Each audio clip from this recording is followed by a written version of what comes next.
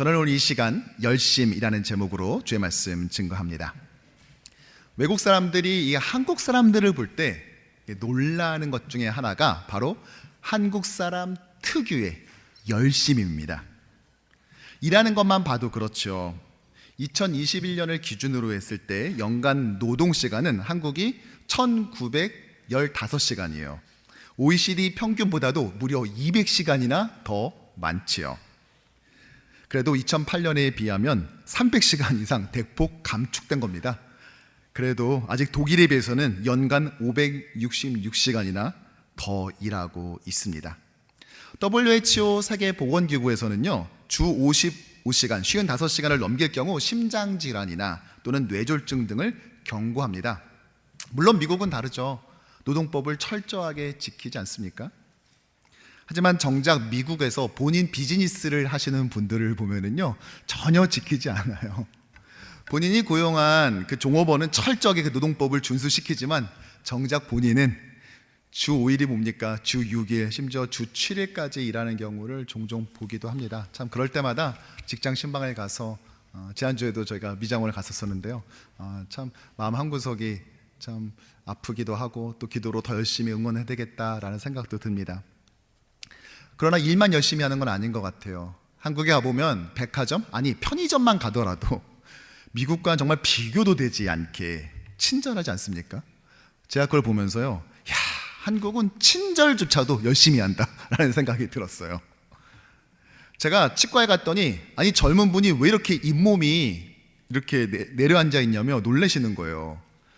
가만히 봤더니 제가 양치질을 너무 열심히, 너무 세게 해가지고 잇몸이 너무 주저앉았다고, 그렇게 열심히 하지 말고 좀 살살 하라고 권고를 받기도 했습니다. 사실 가나안 남부 정복을 그린 여호수아 10장을 봤을 때 가장 먼저 제가 주목했던 부분은 바로 여호수아의 열심이었어요. 43절이나 되는 이 긴 장에서요, 정말 여호수아는 시작부터 마지막까지 한 번도 앉질 않고 종횡무진 다닙니다. 그러다 보면 이 가나안 남부 정복이 완성된 것이 이 여호수아의 열심 때문이구나, 우리도 저렇게 열심히 살아야 되겠구나, 이렇게 생각하기 쉽습니다.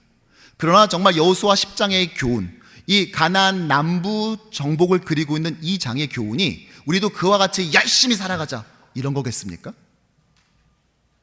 바라기는 오늘 이 아침에 온 주의 모든 백성들이요, 하나님이 원하시는 열심, 아니 이 남부 정복을 완성하게 하는 그 열심의 정체가 무엇인지를 정확히 깨달아 저와 여러분들이 감당해야 될 그 모든의 이민의 삶에도 하나님께서 주시는 그 놀라운 승리가 가득하기를 주님의 이름으로 축원합니다.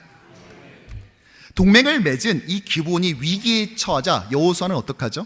즉시 정예의 병사를 이끌고 본인이 직접 참전을 합니다. 그것도요, 밤을 틈타서 기드온까지 한 걸음에 달려가 기습 공격을 감행하죠. 그리고 큰 승리를 쟁취합니다. 하지만 여기에서 여호수아는 만족하지 않아요. 그는 계속해서 남부 연합군을 추격해 가죠. 그리고 그때 어떠한 기도를 했다고요? 해와 달을 멈춰달라고 기도를 합니다. 우리가 자꾸 태양과 달이 멈췄대, 여기에만 주목을 하는데요, 사실 우리가 주목해야 될 곳은 그게 아니라 왜 어찌 보면은 이런 허무맹랑해 보이는, 말도 안 돼 보이는 이 기도를 그가 했어야만 했는가, 그 이유를 주목해야 되겠죠. 여호수아는 왜 이런 기도를 했습니까? 13절을 보면은요, 함께 읽어볼까요? 태양이 머물고 달이 멈추기를 백성이 그 대적에게 원수 갚기까지 하였느니라.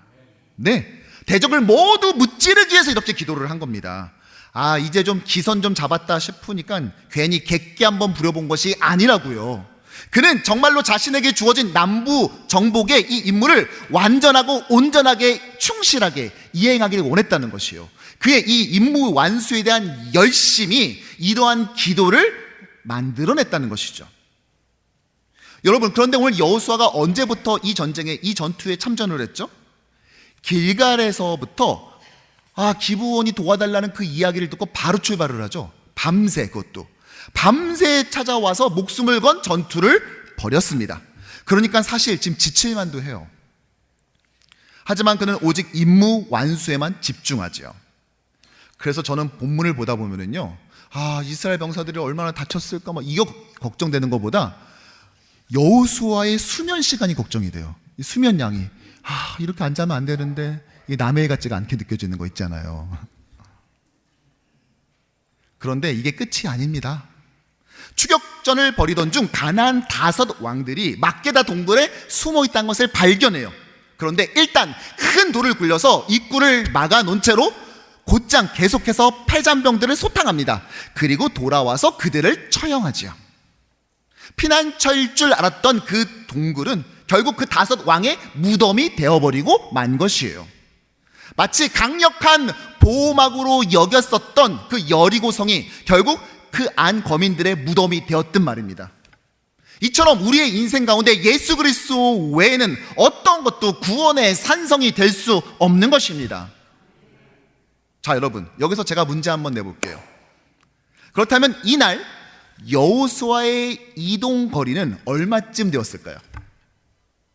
먼저 길갈에서부터 기브온까지 왔죠. 이게 25마일이에요. 그리고 이 기브온에서 막게다까지가 20마일. 그러면 합치면 몇 마일입니까? 네, 45마일. 거기에 밤새 이동을 했죠. 그리고 낮에 전투를 벌이는데 해와 달 멈춰 세웠지 않습니까? 그러니까 야근에다가 초과 근무까지 한 겁니다, 이날. 그것도 45마일을 쉬지 않고 전쟁을 치러가면서 말이죠. 정말 여호수아는 열심을 다해 가나안 정복 명령에 순종했던 것이죠. 하지만 성경은요, 여기서 10장을 끝내질 않아요. 이제 겨우 3분의 2 온 겁니다. 계속해서 가나안 남부에 있었던 7개의 성읍을 그가 어떻게 정복했는지를 쉼없이 그려주고 있습니다. 막게다, 림나, 라기스, 또 라기스를 도우러 온 게셀, 에글론, 헤브론, 그리고 드빌까지 말이죠. 아마도 7개로 제시한 것은 진짜 정복한 성이 7개만 있는 것이 아니라 더 많이 있었는데, 이 상징적인 완전한 수인 7을 대표적으로 제시함으로써 그 정복이 성공적이었다라는 것을 우리에게 암시하는 것으로 보여요. 그런데 그 중에서 유난히 눈에 띄는 성이 있는데 바로 라기스입니다. 이 라기스는 다른 성과는 좀 달라요. 우리 31절 읽어볼까요?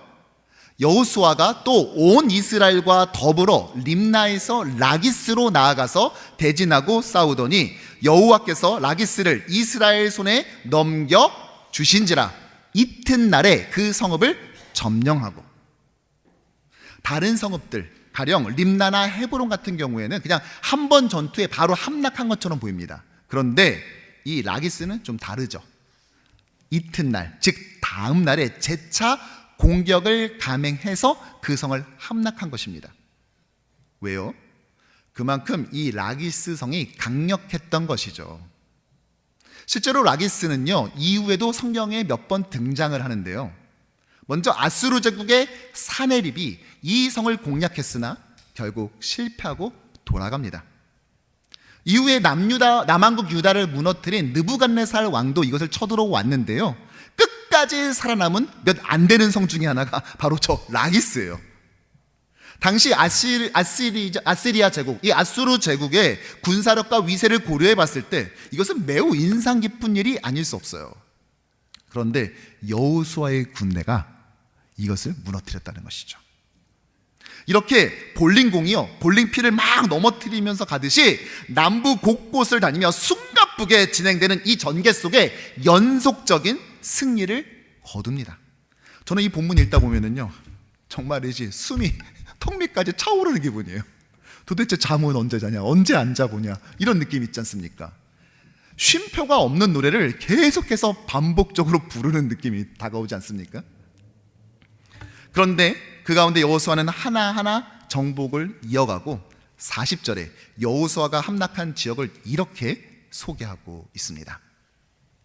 이와 같이 여호수아가 이 온 땅 곧 산지와 네겝과 평지와 경사지와 그 모든 왕들을 쳐서 하나도 남기지 않았다. 산지, 네겝의 사막, 평지, 경사지라고 했잖아요. 근데 이 4가지 지역은요, 가나안 남부에 있는 지역들 모두입니다. 그러니까 무슨 말이에요? 사실상 남부 정복을 완성한 겁니다. 이것이 바로 10장의 말씀이에요. 그리고 이런 성공적인 작전 완수를 42절에서 이렇게 그리고 있는데요. 우리 함께 읽어볼까요? 여호수아가 이 모든 왕들과 그들의 땅을 단번에 빼앗으니라. 아멘. 그는 이 모든 지역을 단번에, 한 번에 함락합니다. 자, 이쯤 되면 보통 그 다음에 일어나는 현상이 뭐예요? 그렇죠, 여호수아의 이 열심과 특유의 성실함이 이런 큰 성공을 가져왔다고 하면서 여호수아의 리더십을 막 분석하기 시작하지 않겠습니까? 예를 들어서 이런 거죠. 뉴욕타임즈에 여호수아 나는 아직도 승리에 배고프다 막 이렇게 헤드라인 걸리는 겁니다. 그리고 월스트리트 저널에는요, 아이성 패배 후 9연승을 이끈 여호수아 리더십 이렇게 표제가 깔리면서 분석 기사가 막 쏟아져 나오는 것입니다. 명랑해전을 앞둔 이순신 장군은요, 신에게는 아직 12척의 배가 있습니다 이렇게 장계를 올렸잖아요. 여호수아는 신에게는 아직 12개의 지파가 남아 있습니다 하면서 이 플러싱 지역에 현수막 막 깔리고 타임스퀘어 전광판에 막 광고 나오고 이러지 않았겠어요? 실제로 여호수아 리더십에 대한 설교나 글들을 우린 손쉽게 접할 수 있어요. 네, 분명 여호수아는 탁월한 리더였어요. 그리고 그는 열심히 특심인 사람이기도 했습니다. 하지만 여러분, 우리는 그 열심 뒤에 있는 또 다른 열심을 볼 수 있어야 됩니다. 무엇입니까? 바로 하나님의 열심입니다. 사실 열심을 낸다고 다 승리하는 건 아니잖아요. 열심히 하면은 다 사업에 성공하고 직장에서 진급하고 원하는 학교 갈 수 있습니까? 아니잖아요. 여호수아가 밤새 이동해 기습 공격을 했죠. 하지만 전쟁사를 뒤져보면은요, 기습했다고 다 성공하는 것은 아닙니다. 오히려 가나안 연합과의 이 전투에서 어떻게 승리를 하죠? 하나님의 초정밀 유도 우박에 의해서 더 큰 타격을 주잖아요. 이스라엘의 칼날에 쓰러진 자보다 우박마저 죽은 자가 더 많았다. 성경은 증거하지 않습니까? 또 달과 해를 멈춰 세운 건 역시 마찬가지예요. 아니, 이게 멈춘 게 여호수아의 열심 때문이에요? 사실 당시 해와 달은 무엇을 상징하죠? 네, 이스라엘을 둘러싼 당시 고대 민족들이 섬겼던 신들입니다. 그런데 그 신들에게 여호수아는 스탑! 이걸 외친 겁니다. 그런데 더 웃긴 게 뭔지 알아요? 그 얘기를 듣고 진짜 멈췄다는 사실이에요. 원래 이스라엘의 지도자쯤 되면 이런 능력은 자동으로 탑재합니까? 아니면 모세한테 인수인계 받을 때 해와 달 정도는 멈춰 세울 수 있는 리모컨이라도 인수인계 받은 거예요? 이거 어떻게 한 거예요? 이거 누가 한 겁니까? 여러분 말해보세요. 누가 했어요? 그렇죠, 하나님이 하셨습니다. 왜요? 그걸 해와 달을 만드신 창조주 하나님께서 하신 것이죠. 제가 여호수아서 10장을 어저께 다시 읽어보면서 세어봤어요. 여호수아라는 그 여호수아의 이름이요, 여호와 하나님보다 약 3배 정도 더 많이 등장하더라고요. 그러니까 오늘 본문을 읽으면서 여호수아의 열심이 눈에 먼저 띄는 것이 사실입니다. 마치 저처럼 말이죠. 하지만 설교를 준비하면서 다시 꼼꼼하게 살펴봤어요. 그런데 이 10장에서 벌어진 여러 전투 중에 전투의 중요한 구비구비마다 그 순간순간마다 어김없이 등장하는 표현이 한 가지가 있는데 바로 여호와께서 무엇을 하심으로라는 표현입니다. 한번 살펴볼까요?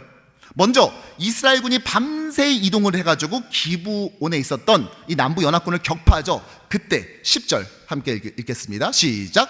여호와께서 그들을 이스라엘 앞에서 패하게 하심으로. 자, 그들이 여기서 대패하고 벳호론 비탈로 막 도망가지 않습니까? 그들을 추격하는 장면에서 뭐라고 나옵니까? 11절. 여호와께서 하늘에서 큰 우박덩이를 아세가에 이르기까지 내리심에. 자, 그 다음에 어떻게 하죠? 기도해서 해와 달을 멈춰 세우죠. 자, 14절. 여호와께서 사람의 목소리를 들으신 이 같은 날은 전에도 없었고 후에도 없었나니. 7성읍 중에서 가장 공략하기 힘들었던 라기스와 전투할 때 하나님은 32절에 어떻게 하십니까? 여호와께서 라기스를 이스라엘의 손에 넘겨주시니라. 아멘. 이렇게 전쟁의 향방을 가르는 변곡점마다 어김없이 하나님은 등장합니다. 우리 눈앞에는 당장 이 병력을 이끌고 있는 여호수아가 눈에 띄죠.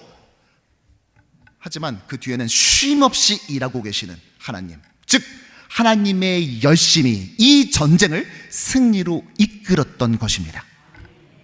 그러기에 성경은 가나안 남부 정복의 요약을 이렇게 우리에게 소개하죠. 42절. 이스라엘의 하나님 여호와께서 이스라엘을 위하여 싸우셨으므로 여호수아가 이 모든 왕들과 그들의 땅을 단번에 빼앗으니라. 아멘. 여호와께서 이스라엘을 위하여 싸우셨으므로, 바로 하나님의 열심인 것입니다. 고대 근동의 기록을 보면은요, 이렇게 승리를 하고 나면은 그 왕의 능력을 막 칭송하고 주목하는 것이 일반적이었어요. 하지만 오늘 성경은 어디에 주목합니까? 바로 이스라엘 뒤에서 일하신 하나님입니다. 하나님의 열심은 그러나 이 한 번 그냥 순간적으로 하고 그냥 그 시즌에만 하는 그런 것이 아니에요. 시즌 메뉴가 아니라고요. 하나님의 열심은요, 일관적으로 흘러가는데요, 시간이 지르고 남한국 유다가 위기 가운데 있었을 때 하나님은 이사야 선지자를 통하여 보내서 그들을 구원하기로 이렇게 약속을 하십니다. 열왕기하 19장 31절에 보면 남은 자는 예루살렘에서부터 나올 것이요 피하는 자는 시온산에서부터 나오리니, 시작, 여호와의 열심이 이 일을 이루리라. 아멘. 무엇이요? 여호와의 열심이. 여호와의 열심이 저와 여러분들의 이민생활을 인도하시고 지켜주는 한 우린 두려워할 것이 없다라는 것입니다. 우리의 열심이 우리의 이민생활을 승리케 하는 것이 아니라 하나님의 열심이 그것을 이룬다는 것이죠. 하지만 우리가 헷갈리지 말아야 될 한 가지가 있어요. 하나님께 대한 열심, 하나님께 열심과 하나님의 열심이 다르다는 사실이에요. 대표적인 사례가 바로 바울입니다. 바울은 예수 믿기 전 자신의 상태를 사도행전 22장에서 이렇게 소개하죠. 나는 유대인으로 길리기아 다소에서 났고 이 성에서 자라. 즉 외국 이민자, 즉 디아스포라 출신 유대인입니다. 그는 가말리엘의 문화에서 우리 조상들의 율법의 엄한 교훈을 받았고 그는 정통 율법 교육을 받은 자예요. 그런데 그가 어떻게 했습니까? 오늘 너희 모든 사람처럼 하나님께 대하여 열심이었습니다. 하나님을 향해서 자신의 노력, 자신의 열정을 가지고 간 거죠. 하나님께 대한 열심. 근데 그 결과가 뭐였어요? 빌립보서 3장 6절을 보면은요, 시작, 열심으로는 교회를 박해하고 율법의 의로는 흠이 없는 자라. 어떻게 했다고요? 열심으로 교회를 박해했어요. 그러니까 내가 주인이 돼서 하는 열심, 그런 신앙생활은 매우 위험합니다. 내가 하나님께 이렇게 열심을 냈으니까 하나님도 나한테 이 정도는 해주시겠지, 이렇게 복 주시겠지 하고 생각하는 것. 다른 종교, 다른 신앙도 얼마든지 할 수 있는 그것을 우리가 하나님으로 이름만 바꿔서 해서는 안 된다는 것입니다. 우리의 열심이 위험할 수 있어요. 한국 사람들이 대부분 가지고 있는 그 열심 있지 않습니까? 열심 DNA, 그 열정 DNA, 그것이 때로는 우리의 생활을, 우리의 신앙생활을, 우리의 교회 공동체를 위험하게 만들 수 있다는 것이죠. 하나님이 무엇을 원하는지는 알지 못한 채 바울처럼 그냥 냅다 뛰기만 하는 거예요. 죽으라고 뛰어서 가봤더니 하나님이 싫어하는 방향으로 정말 전력 질주한 거죠. 하나님의 교회를 박해하지 않습니까? 이런 겁니다. 내 시험을 앞두고 정말 이번엔 제대로 해보자 하면서 막 매일마다 열심히 밤새 공부한 거죠. 챕터 1장부터 10장까지 죽으라고 공부해서 시험장을 딱 갔는데 시험법에는 11장부터 시작인 거예요. 여러분, 근데요, 이게 빨리 눈치챘으면 다행인데 우리가 이 땅에서 마지막 눈 감는 순간에 이것을 깨닫게 된다면 여러분 어떻게 될 것 같으세요? 바울 역시요, 열심을 가졌죠. 하나님께 대한 열심, 자기의 동년보다 지나치다고 말할 정도로 열심을 가졌던 사람이었습니다. 그런데 하나님께서 그를 다메섹에서 만나주지 않았다면 이러한 삶 살지 않았겠습니까? 그러므로 우리가 해야 될 건 뭐예요? 하나님께 대한 열심을 부르짖기 전에, 열심을 내기 전에 먼저 하나님의 열심이 어디를 가리키고 있는지를 정확히 먼저 파악해야 됩니다. 그러기 위해서 오늘 예배 후에 구약의 파노라마 시즌2를 하는 이유가 바로 거기에 있는 거예요. 하나님의 뜻이 어디 있는지, 하나님의 열심이 어디를 가리키고 있는지를 어떻게 합니까? 네, 성경에 나와 있습니다. 그러니까 성경을 더 깊이 묵상하고 이것을 붙잡으면서 우린 나아가야 하는 것이죠. 열심을 내기 전에 방향부터 파악해야 되는 것입니다. 속도보다 중요한 건 방향인 것입니다. 하나님을 향해 우리는 정조준하고 있어야 된다는 것이에요. 결국 이것을 깨달은 바울은요, 자신의 사역의 열심이 바뀌어요. 어떻게 바뀌냐? 바로 고린도후서 11장 2절 함께 읽어보죠. 내가 하나님의 열심으로 너희를 위하여 열심을 내노니 내가 너희를 정결한 처녀로 한 남편인 그리스도께 드리려고 중매함이로다. 아멘. 이제 자신이 하나님께 대한 열심, 자기의 그 막 열심히 하려는 그 DNA로 그것이 근거가 되는 그런 열심이 아니라 이제는 하나님의 열심을 가지고 열심을 낸다고 말합니다. 이제 교회의 박해자, 핍박자에서 교회를 세우는 자로 만들지 않습니까? 사실 저도 꽤 오랜 시간 하나님의 열심이 아닌 하나님께 대한 나의 열심으로 섬겼던 적이 많았어요. 제가 군목사역을 시작하는 것이 만 26살 때입니다. 신학교 제 동기들은 그때 다 주일학교 전도사님 하고 있을 때 저는 군에서 담임 목사로서 사역을 시작한 거예요. 얼마나 신이 났겠습니까? 이 갔더니 뭐 할 일이 너무너무 많은 거예요. 연대 군목이 하나 있을까 말까인데 연대가 보통 2,200명이 넘었거든요. 거기에 목사 한 명이 있는 겁니다. 그러니까 그냥 뭐 해도 일은 계속 쏟아지고 또 하면 할수록 또 성과도 나오고 너무 재밌었어요. 또 군목이라는 게 국가와 교단 모두에서 인정을 받는, 정말 전국에서 정말 소수만이 할 수 있는 그거라서 그거에 대한 자부심도 있었지만 그보다는 아버지에 이어서 2대째 군목을 한다라는 그것이 더 컸던 것 같습니다. 그래서 제가 연천 그 제3사관학교에서 위탁 교육을 받으면서 제 기도했던 것이 하나님, 저를 가장 힘든 곳으로 보내주세요 라고 기도했거든요. 근데 하나님이 정말 이런 기도는 기가 막히게 응답을 해주시더라고요. 연천과 철원에 걸쳐 있는 최정반 철책 부대로 제가 배정을 받았어요. GOP 부대로요. 3년간 부족하지만 그래도 열심히 했습니다. 7개의 교회를 맡고 있었었는데요, 그 중에서 6개의 교회의 리모델링을 끝냈었어요. 큰 아이가 태어났을 때는요, 병원 가서 탯줄만 자르고 곧바로 부대로 복귀해서 유격 훈련 위문을 하고 유격장에서 예배를 집례했습니다. 전역하기 바로 전날에는요, GOP 철책 맨 앞에부터 맨 마지막 초소까지 그 철책을 따라 걸으면서 그곳에는 경계를 서고 있는 우리 형제들을 위문했습니다. 특히 제가 많은 시간을 투자했던 것 중에 하나는요, 이 군에 왔지만 군 생활에 잘 적응 못하는 형제들이 좀 있거든요. 그래서 좀 심한 경우에는 좀 잘못된 선택을 시도하기도 하고 막 그래요. 근데 부대에서는 이 아이들의 마음을 잘 이해하지 못하고 또 이제 아무래도 뭐 장교, 부사관, 병사로 이루어진 계급 구조다 보니까 좀 힘들어하니까 보통 저한테 많이 보내요. 그러면 제가 그런 형제들 교회에서 같이 상담하기도 하고 데리고 나가서 밥도 사주고 기도하고 복음도 증거하고 또 그중에 영접한 아이들은 사례도 주고 하는 그런 일들을 제가 많이 했습니다. 그런데 이제 제가 전역할 때가 된 거예요.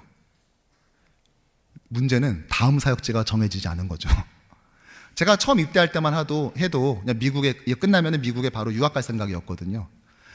근데 전방에 할 일이 얼마나 많은지 막 그 일들 재밌게 하다 보니까 어느 순간인가 전역이 코앞으로 다가와 버린 겁니다. 그러다 뭐 아이도 태어나고 이랬으니까요. 정신 차리고 보니까 나 이게 다음에 어디 가야 되지? 이 상황이 된 거죠. 이렇게 되면은 일단 민간 교회로 나가서 이제 부교육자로 좀 사역을 하다가 뭐 이렇게 또 진로를 또 기도해야 되지 않겠습니까? 그런데 어느 날 퇴근해서 집에 왔는데 그때 저희 딸이요, 태어난 지 한 4달쯤 되었어요. 사진을 계속 넘기다 보면 나오는데 너무 이쁜 거예요. 퇴근해서 아이를 딱 안는데 근데 애가 하품을 이렇게 하는데 이게 얼마나 이쁜지. 근데 그 아이 이쁜 모습이요, 그렇게 서러운 겁니다. 이 두 가지가 어떠한 상관관계를 갖는지는 잘 모르겠어요. 그런데 이 이쁜 아이를 데리고 난 몇 달 뒤에 갈 곳이 없다라는 사실이 얼마나 충격적이고 무섭게 다가왔는지. 저는요, 제가 갈 집이 없다는 것보다 목사로서 제가 3년 동안 정말 최선을 다해서 열심히 잠 안 자가면서 밤에 GOP 철책 누비면서 그렇게 살았는데 그 목사가 더 이상 갈 사역지가 없다는 것이 더 충격이었어요. 갑자기 공포감이 밀려오면서 눈물이 팡 터져 나오는 겁니다. 안 되겠다 싶어서 애를 다시 내려놓고 부대 안에 있는 교회로 다시 출근을 했어요. 군종병 현재한테 문 걸어 잠궈라, 아무도 들어보내지 말아라 하면서 제가 기도를 하는데요, 그때 제가 가지고 있었던 감정을 한마디로 표현하기 힘들지만 가장 비슷한 걸 찾자면 서러움이었던 것 같습니다. 하나님, 제가 3년간 여기서 어떻게 사역했는지 하나님 다 아시죠? 그런데 어떻게 저한테 이럴 수가 있어요? 저 잘은 못해도 열심히 했잖아요. 하나님 다 보셨잖아요. 그럼 저 책임져 줘야죠. 어떻게 나한테 이럴 수 있어요? 이게 처음에 분명 기도로 시작했거든요. 근데 어느 순간인가 막 짐승이 울부짖는 것 같은 막 그런 막 소리가 나오면서 하나님께 막 울부짖었습니다. 하나님 정말 이런 식으로 사람 대하는 거 아니에요. 막 어떻게 열심히 해서 한테 이럴 수가 있어요. 막 이러면 누가 하나님 섬기겠습니까? 뭐 따지다가 이러다 크게 혼날 것 같아가지고 하나님 이건 취소입니다 이러면서 하고 하나님 살려주세요. 몇 시간을 그렇게 기도했어요. 그런데 얼마 지나지 않아 연락이 왔어요. 제가 전도사로 사역했었던 그 서울의 사랑의 교회에서 교역자 인사, 전체 인사를 담당하시는 목사님이 저에게 사랑의 교회에 다시 들어와서 사역하지 않겠냐는 거예요. 그것도 교구 목사로. 제가 그 교회를 사역 안 했으면 모르겠지만 제가 그 교회에 있었잖아요. 그렇기 때문에 알거든요. 당시 교구 목사님들은 누가 가냐면은 30대 후반에서, 그러니까 39살에서 40살쯤 된 미국에서 박사학위 받은 그 목사님들이 한국에 들어가면서 사역하는 곳이 사랑의 교회 교구 목사 자리였어요. 그걸 제가 너무 잘 알잖아요. 그러니까 너 오지 않을래? 라고 말했을 때 저 좀 뽑아주세요 이랬어야 되는데 저도 모르게 뽑을 수 있으면 뽑아보세요 이렇게 말했어요. 안 될 걸 아니까. 그때 저에게 전화를 주신 분이 바로 뉴욕 장로교회 김학재 목사님이십니다. 근데 진짜 얼마 있다가 연락이 왔어요. 와서 빨리 부임 영상 찍어야 된다고. 제가 정말로 사랑의 교회 교구 목사를 보통 다른 목사님들보다 10살 심지어 띠동갑 어린 나이에 이제 교구 목사로 부임하게 된 거예요.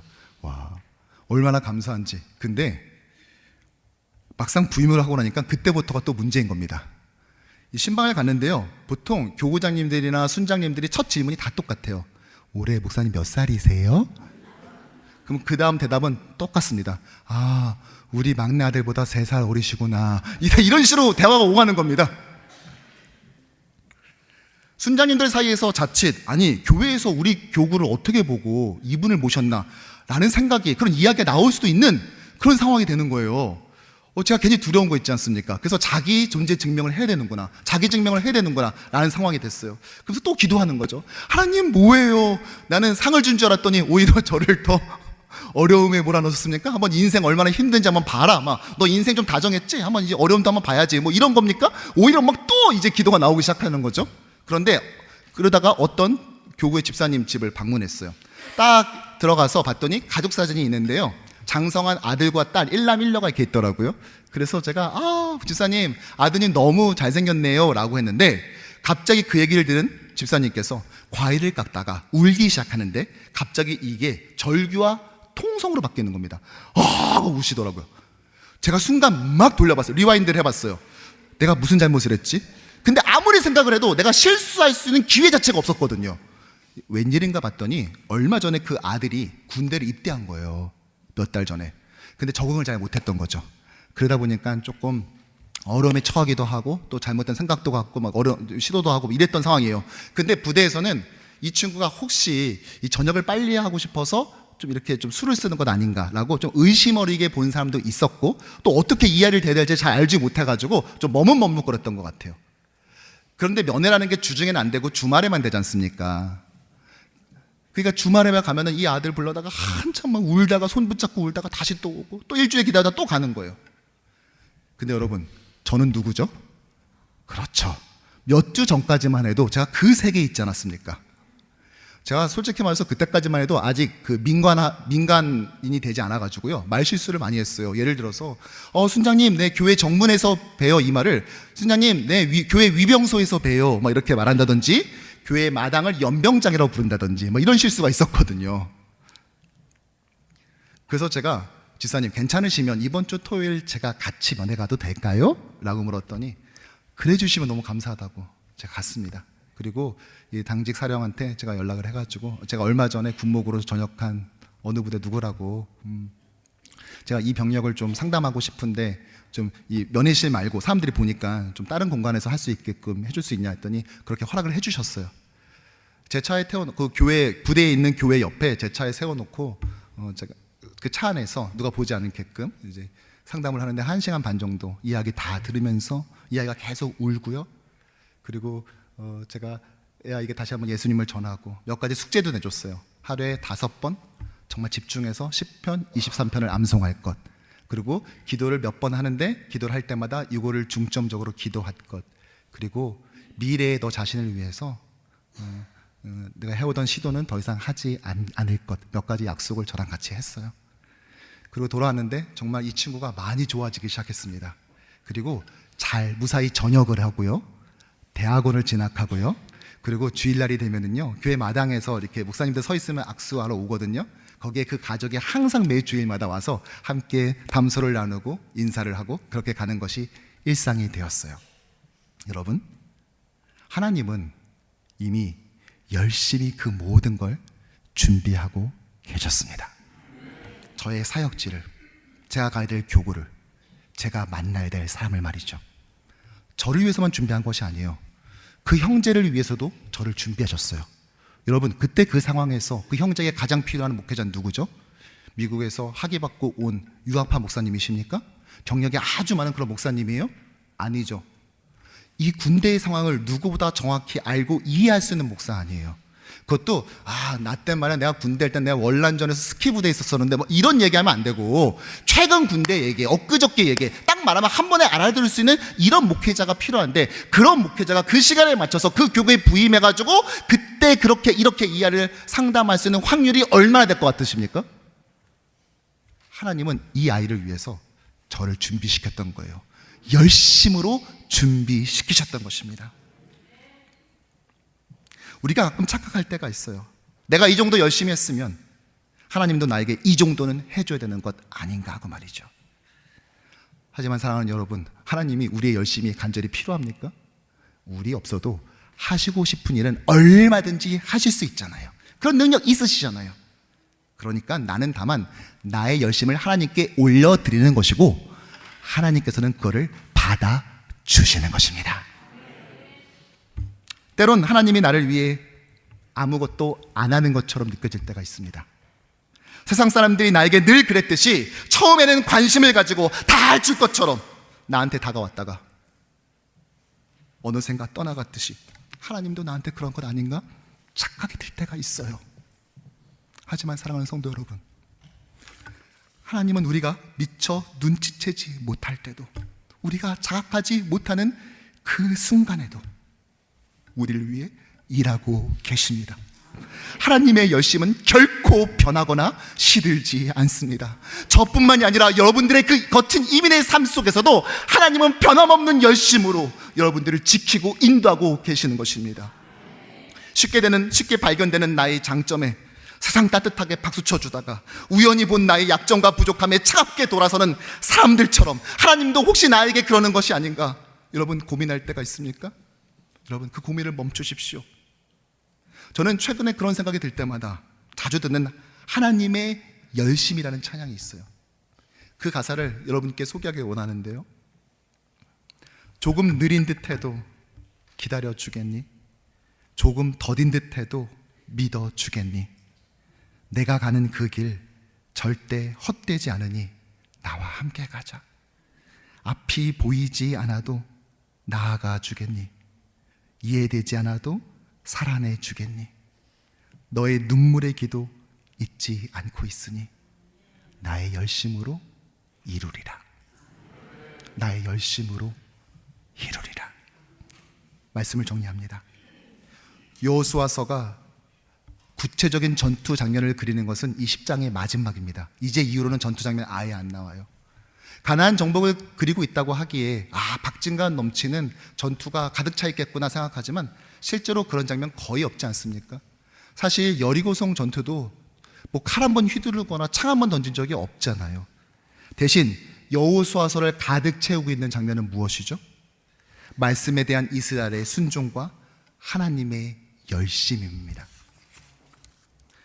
오늘 본문은 이렇게 43절에 마감을 합니다. 함께 읽어볼까요? 여호수아가 온 이스라엘과 더불어 길갈 진영으로 돌아왔더라. 북부 정복을 위해 길갈로 그들은 돌아와야만 했습니다. 아직도 가나안 땅의 절반을 정복해내는 과제가 그들을 기다리고 있었지만 그들은 결코 두려워하지 않았을 겁니다. 왜냐? 그들은 하나님의 열심을 보았고 하나님의 열심을 신뢰했기 때문입니다. 우린 새로운 일주일을 시작합니다.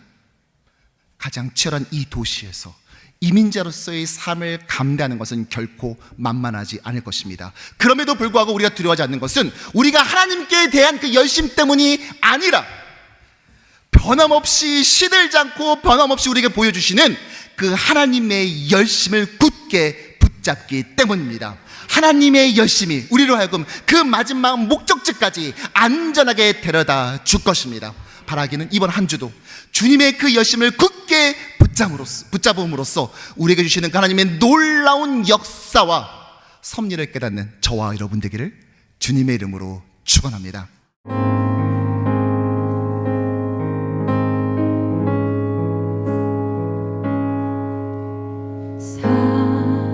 사랑하는 내 딸아,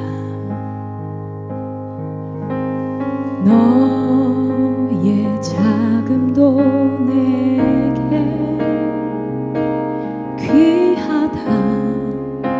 너로 인해 묻어버린 모든 시간이 내게 힘이라. 사랑하는 아들아, 내 연약함도 내게 금이라. 너로 인해 잃어버린 나의 양들이 돌아오리라.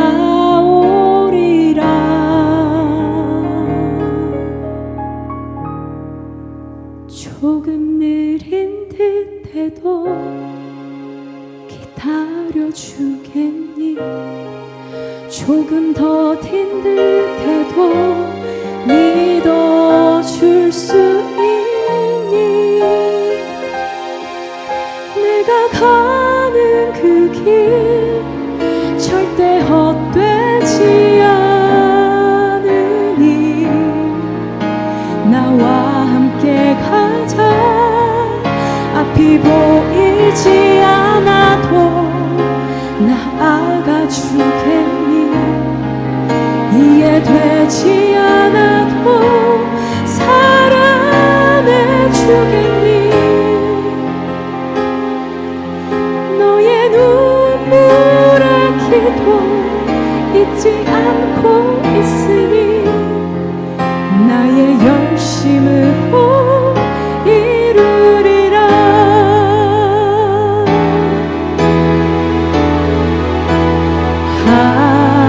하나뿐인 사랑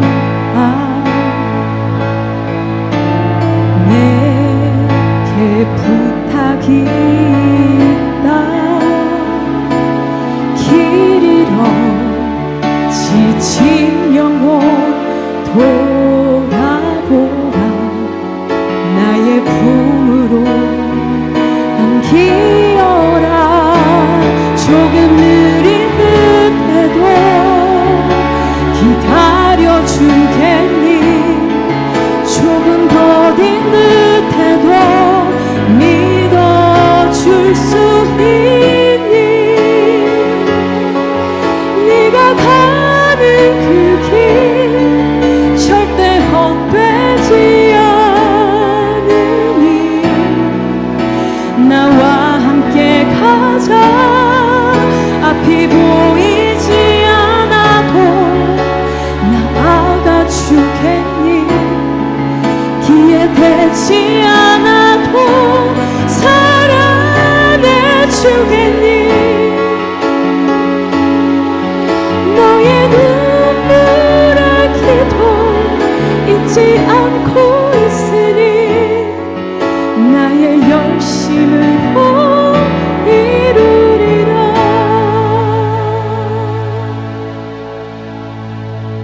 조금 느린 듯해도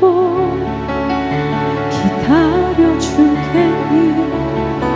조금 더딘 듯해도 믿어줄 수 있니?